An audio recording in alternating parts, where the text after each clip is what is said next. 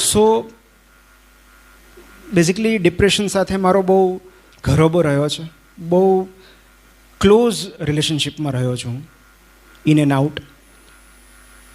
અને એટલે mental health મારા માટે એક એવો વિષય છે કે જેનો મેં ખૂબ અભ્યાસ કર્યો છે, ખૂબ વાંચ્યું છે એ વિશે. અને એ પીડા હું હમણાં જ મુકુલભાઈને કહેતો હતો રસ્તામાં કે આ પીડા સાઈરામભાઈ મને હવે પોતીકી લાગે છે. જે પીડામાંથી તમે પસાર થાઓ ને પછી પીડા સાથે અટેચમેન્ટ થઈ જાય તમને. તો હવે કોઈ ડિપ્રેશનનું નામ લઈને મને એમ થાય કે હું કનેક્ટ થયો છું તમારી સાથે. તો આ બહુ જ પોતીકી પીડા છે, મનની પીડા. અને એટલા માટે એની વાત કરવા માટે હું અહીંયા હાજર થયો છું. થોડું હમિંગ થાય છે કંઈક? Okay fine. ઓકે, સો વાતની શરૂઆત હું એક પુસ્તકથી કરીશ. એક સાયકોલોજિસ્ટ છે ગાય વિન્ચ કરીને, એમનું એક પુસ્તક છે ઇમોશનલ ફર્સ્ટ એડ.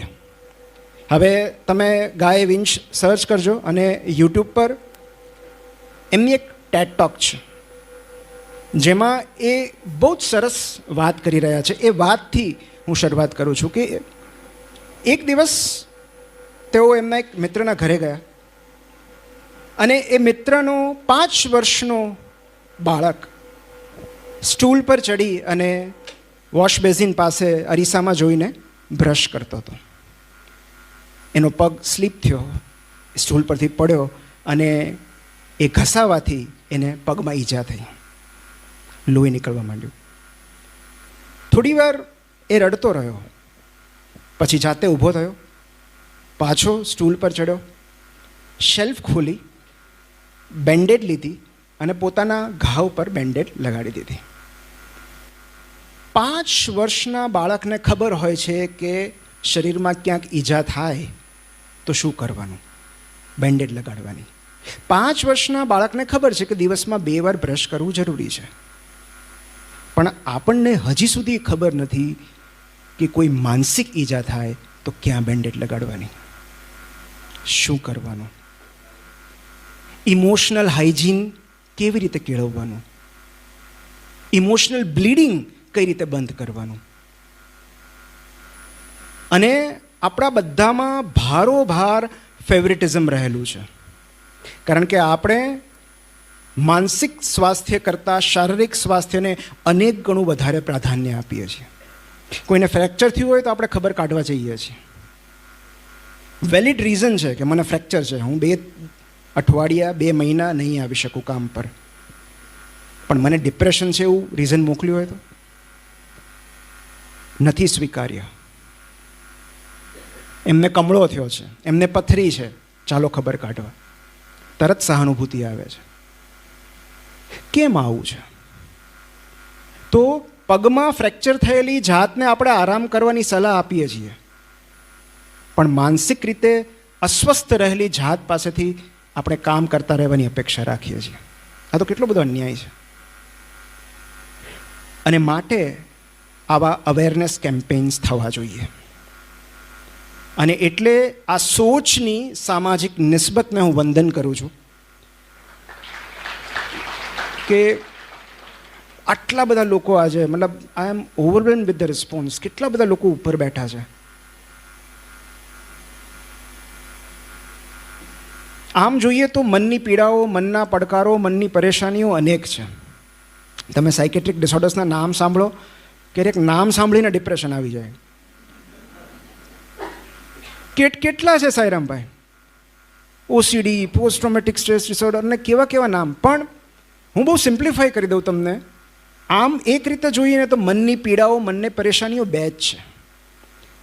કાં તો કશુંક ગુમાવી દીધાનું દુઃખ છે અને કાં કશુંક પામી લેવાની ચિંતા છે. કાં તો કશુંક ન મળ્યું એની ઉદાસી છે, કાં તો જે છે એ ઝૂંટવાઈ જવાનો ડર છે. આ 2 જ પડકારો છે, આ 2 જ પરેશાનીઓ છે, આ 2 જ પીડાઓ છે. અને એટલે આપણે હાઈફાઈ ડાયગ્નોસિસમાં નથી જવું. માત્ર 2 જ common mental health problems, depression, anxiety, જેમાં અહીંયા બેઠેલા કદાચ ઘણા બધા ઓલરેડી પીડાતા હશે. કેમ થાય છે? શું કામ થાય છે? કેમ મને આઈ એમ વેરી સોરી કે સોશિયલ મીડિયામાં હું દરેક લોકોને રિપ્લાય નથી કરી શકતો સાઈરામભાઈ. યુવાન પેઢીના, યંગસ્ટર્સના એટલા બધા મેસેજ આવે છે કે sir, we are suffering from depression, અમારે શું કરવું? અને હું એવું કહું છું એ લોકોને કે ભાઈ, હું ખાલી મેન્ટલ હેલ્થ એક્ટિવિસ્ટ છું, હું સાયકિયાટ્રિસ્ટ નથી. તમે સાયકિયાટ્રિસ્ટ પાસે જાઓ. એટલા બધા લોકો, મુકુલભાઈ, મને હું નથી કરી શકતો બધાને રિપ્લાય. મને એ વાતનો ખેદ છે કે હું બધા સાથે કનેક્ટ નથી થઈ શકતો. પણ મને એક ખ્યાલ આવે છે કે આજના યુગમાં કેટલા બધા લોકો માનસિક પીડા, માનસિક યાતના ભોગવી રહ્યા છે. કેમ આવું થાય છે? એની આજે આપણે વાત કરવી છે. અને મારે ખાલી વાત નથી કરવી, મારે ઉપાયો પણ સૂચવવાના છે. ખાલી સમસ્યાઓ ઊભી નથી કરવાની, મારે સોલ્યુશન્સ પણ આપવાના છે. તો બીજી બધી સમસ્યાઓનો છેલ્લે આપણે પ્રશ્નોત્તરીમાં લેશું. જે મેઇન 2 કિલર્સ છે આપણા અત્યારના, ડિપ્રેશન અને એન્ઝાયટી, કેમ થાય છે, શું કામ થાય છે? તો કોઈ પણ મેન્ટલ હેલ્થ ઇસ્યુ હોય એની પાછળ મુખ્યત્વે 3 પરિબળો જવાબદાર હોય, 3 કારણો હોય. એક બાયોલોજિકલ, એક સાયકોલોજિકલ અને એક સોશિયલ. એમાં સૌથી પહેલું છે બાયોલોજિકલ, જે મને છેલ્લા અમુક વર્ષો સુધી હું એવું માનતો કે એક જ કારણ હોય, બાયોલોજિકલ, જે અમને MBBS દરમિયાન ભણાવવામાં આવે છે, જે સાયકિયાટ્રિસ્ટ દ્વારા કહેવામાં આવે છે, અને એ છે સિરોટોનિનની ડેફિશિયન્સી, કેમિકલ લોચા, કેમિકલ ઇમ્બેલેન્સ. આપણા બ્રેઇનમાં સિરોટોનિનનું પ્રમાણ ઘટવાથી ડિપ્રેશન આવે કે એન્ઝાયટી થાય. અને એનો ઉપાય શું? દવા લો, ટેબ્લેટ્સ લો, SSRIs લો, and you will be fine. જીનેટિક્સમાં ડિપ્રેશન છે, અગ્રીડ, કે ક્યારેક આપણને હેરિડિટરી હોય ડિપ્રેશન. મને વારસામાં મળેલી છે. મારા મેટર્નલ સાઈડ ઘણા બધા મેન્ટલ હેલ્થ ઇશ્યુઝ છે. મમ્મીને ડિપ્રેશન છે અને એ ડિપ્રેશન એણે મને વારસામાં આપ્યું છે. પણ એ વાતનો મને ગર્વ છે. હું એની ફરિયાદ નથી કરતો, કારણ કે મમ્મીની જે કેરેક્ટરિસ્ટિક્સ આવી છે એના કારણે જ આજે હું તમારી સામે અહીંયા ઊભો છું.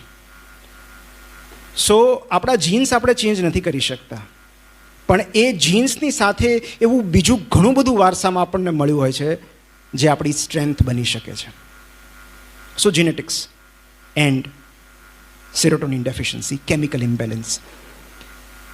તો બાકીના 2 પરિબળો શું કામ છે અને કયા છે? એક બહુ સરસ પુસ્તક છે, the how of happiness. The how of happiness. એમાં એ અભ્યાસ થયો છે કે આપણા સુખનો સેટ પોઈન્ટ, આપણો હેપીનેસનો સેટ પોઈન્ટ 50%, 50% જેનેટિકલી ડિટરમાઇન્ડ હોય છે. મતલબ આપણું સુખ કેટલું રહેશે, આપણે કેટલા સુખી રહેશું, એ ઓલરેડી આપણા જન્મ સમયે 50% ડિસાઇડ થઈ ચૂક્યું હોય છે.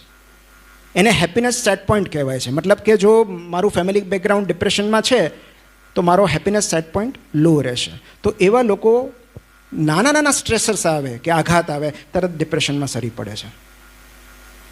10% of our happiness is determined by external factors. સંજોગો, કોઈકે રિજેક્ટ કર્યા, હાર્ટબ્રેક થયું, નિષ્ફળતા મળી, કોઈનું અવસાન થયું, 10%. પણ 40% it is inner state of mind.